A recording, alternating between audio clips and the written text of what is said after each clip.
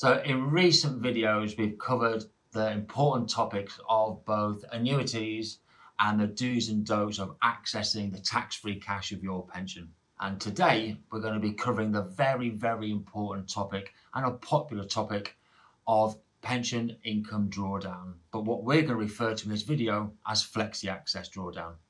Now, Flexi-access Drawdown is a very important topic for either those of you who are retired and looking to control the flexibility and the frequency of the withdrawals, or those who are wondering what options you've got as you get closer to retirement. And Flexi-access Drawdown is all about how you can keep control of your pension. Now, this approach allows you to withdraw funds as you see fit, and the remainder of the funds will remain invested for the longer term. Now, in this video, we're going to be talking about some of the intricacies of Flexi-access Drawdown, including some of the advantages, the disadvantages, and some of the risks that you need to consider, including behavioral and emotional biases, sequencing risk, longevity, your sustainable withdrawal rates, your death benefit nominations, and the money purchase annual allowance, and the peculiarities of month one income tax on your initial withdrawals. Well, welcome back to the channel, and if this is your first time, a very warm welcome to the Economies channel, where together we're going to be learning the language of money and wealth. We're also dedicated to mastering money and making financial wisdom available to all. So before we dive into this important topic, I'm going to pop up the usual disclaimer to say that this video is for education and entertainment purposes only and shouldn't be misunderstood or misconstrued as offering or giving financial advice. So hi, my name is Simon and I'm a chartered financial planner here in the UK. So let's take a quick look at the Flexi-access Drawdown landscape. Now, the Office of National Statistics has said that there's a definite shift towards Flexi-access Drawdown when compared to other options available for people in their retirement. And the Financial Conduct Authority, the FCA, has recently reported that £37 billion has been taken out flexibly from pensions here in the UK.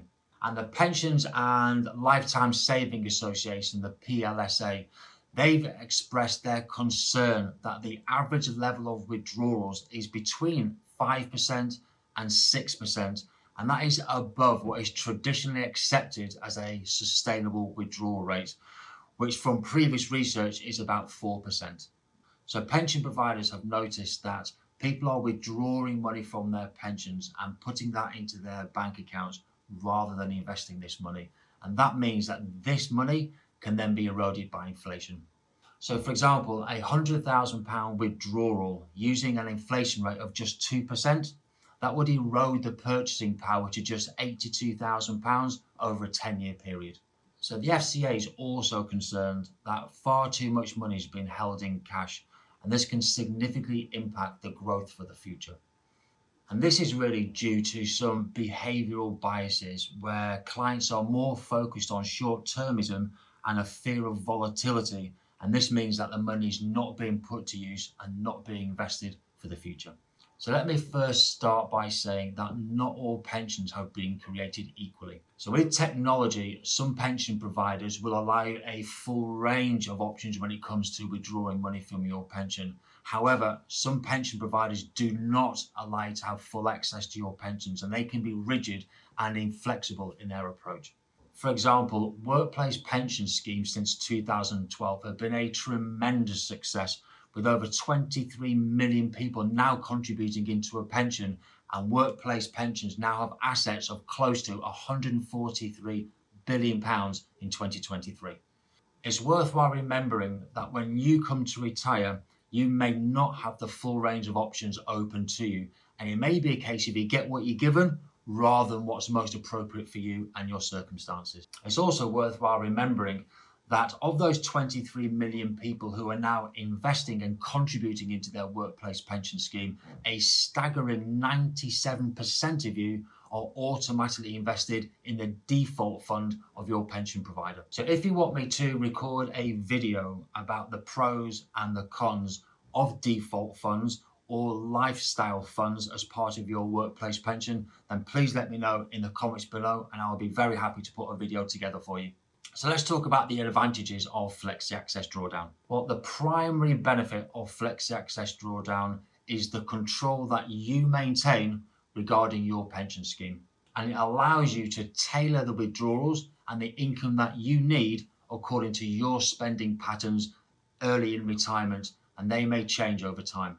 Now, this could be either an ad hoc amount, it could be a lump sum, or it could even be a regular monthly income, depending on your circumstance. Now, what's important, of course, is these withdrawals can be increased or lowered, stopped or started as you see fit. For example, we've all got a personal allowance of 12,570.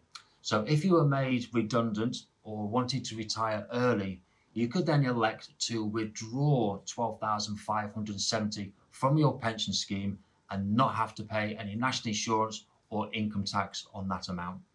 So what about any investment growth potential? Well, any money that's not withdrawn remains invested for the long term, and that's going to allow the fund to grow over time and can increase the wealth expectancy of the fund. Now remember that withdrawing smaller amounts over time rather than a lump sum at outset could actually keep you in a lower tax band, and you'll pay lower tax over time. So with that in mind, why make the knee-jerk reaction at age 55 and take out a large lump sum from your pension scheme? So one of the key benefits of pension freedoms when they were introduced in 2015 were that you are now no longer obliged to buy an annuity with your pension fund. So what that means is you can continue to withdraw money flexibly from your pension and delay the decision necessary to buy an annuity until a lot later in the future, perhaps when your health may have deteriorated or worsened. So Flexi-access Drawdown also allows you to nominate any unused funds to your beneficiaries. That means if you were to die under the age of 75, these benefits can be passed on to your beneficiaries tax-free.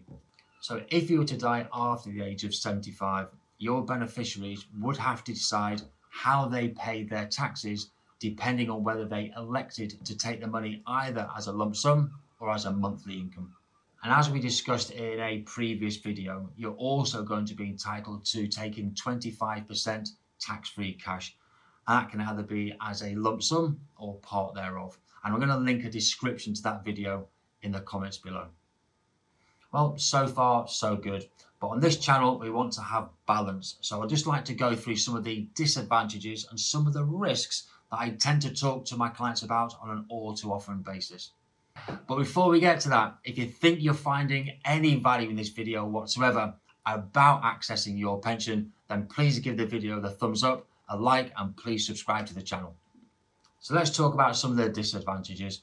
Well, of course, any unused funds will remain invested for the long term, and that means they're going to be exposed to investment risk and, of course, volatility, especially on a short-term basis. Now, a lot of us have been through the investment grinder in recent years, especially since 2020. And some of these factors may include the pandemic, Russia invading Ukraine, the cost of living crisis, sky-high inflation, sky-high interest rates, and of course, the tragedy unfolding between Israel and Gaza. So investment volatility and especially uncertainty, they're not for everyone, especially those people who are getting close to retirement.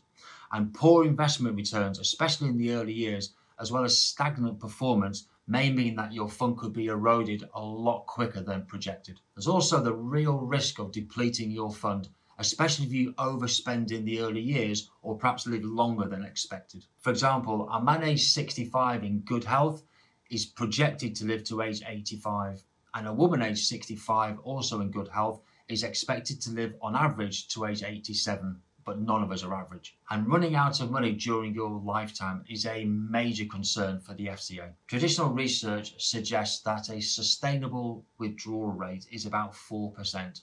And that was based on Bill Bengen's research in America in 1994. However, if we use UK data, the sustainable withdrawal rate is more likely to be closer to 3.25%.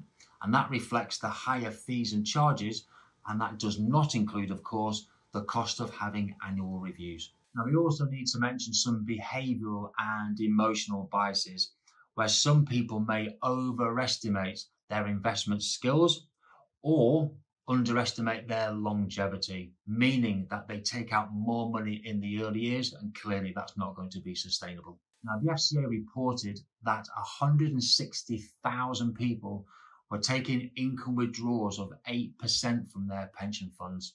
Now, clearly that's not sustainable for the longer term. It's likely to mean that their pension will run out sooner than projected and mean more people are going to be dependent on the state pension. Let's talk briefly about sequencing risk. Now, this is where the timing and the sequence of the investment returns, especially in the early years, can have a huge impact on the wealth expectancy of your fund. In fact, it's probably correct to say that the sequence of the returns is even more important than the level of the returns. Now, poor market returns can disproportionately affect the wealth expectancy of your fund. And we're going to highlight that in this chart below and walk you through the details. So we're going to look at two different portfolios, Portfolio A and Portfolio B. And in the first 5 years, Portfolio A has these returns registered. Plus 15% in year 1, plus 13% in year 2, plus 11% in year 3, negative 5% in year 4, and negative 7% in year 5. Now, Portfolio B has got the same level of return, but simply in reverse order. So what that means is at the end of 5 years, the value of both Portfolio A and Portfolio B is exactly the same as £127,440. However, this changes dramatically when you decide to withdraw 6% or £6,000 a year based on the £100,000 investment. Now, we're going to run the same sequence of returns repeated for 30 years for Portfolio A and Portfolio B, and the difference is staggering. In Portfolio B, the fund will be exhausted at year 27.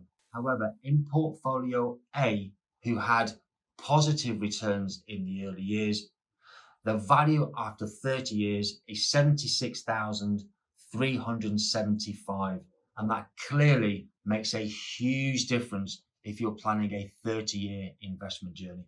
It's also worth mentioning that once you've taken your 25% tax-free cash entitlement, every single pound after that amount over the personal allowance then becomes taxable, and you're going to be paying tax at either 20%, 40%, or 45%. And once you've taken your maximum 25% tax-free cash entitlement and taken the next pound, you'll then have accessed your pension flexibly. And this will trigger the money purchase annual allowance. And this was designed to prevent people from recycling money out of their pension, putting it back into their pension and gaining tax relief at the highest rate. Now, I've all got an annual allowance, which tells us how much we can pay into a pension each year. And for the current tax year in 2024-2025, that is £60,000 gross. However, once the money purchase annual allowance has been triggered, that then falls down from £60,000 gross to just £10,000 a year gross. And that can severely affect how you can prepare for your future, especially if you're in a workplace pension scheme, which has got very generous contributions. But be warned, if you do happen to fall foul of the money purchase annual allowance, you are going to have to repay some of the tax relief that you received, as well as any penalties and perhaps interest on those penalties as well. Now, once you start withdrawing money from your pension, whether it's monthly or even lump sums, you're going to be taxed on a month one basis. So what the hell is that? Well, this is when the HMRC treats any lump sum withdrawal as if that lump sum is going to be withdrawn every single month. Now, to correct this, you're going to have to submit a form to the HMRC to reclaim any overpaid tax. And you can either do this by offsetting this against any tax that's owed, amending your PAYE code, or perhaps sending you a cheque by post. Now, reports vary, but there is approximately £1 billion left unclaimed in overpaid taxes. And this is due to the complexities of the system and general apathy in reclaiming the money. Now, don't be one of those people. Make sure you reclaim absolutely every penny that you're entitled to directly from the HMRC. So in conclusion, understanding Flexi-access Drawdown is crucial for those people either getting close to retirement or have just started their retirement journey.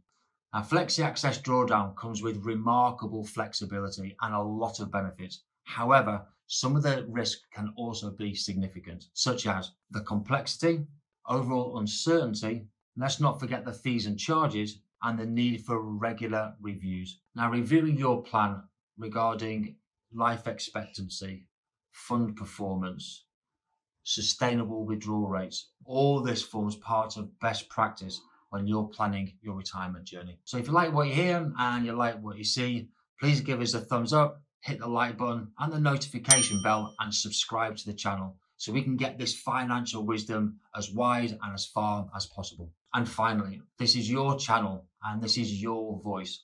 So if you've had a positive experience with flexibly accessing your pension, or even a negative experience, please put your story in the comments below and we can all learn together. Thank you so much for watching this video to the very end. Thank you for your time. Thank you for your patience. And I look forward to seeing you all again next week. Thank you so much.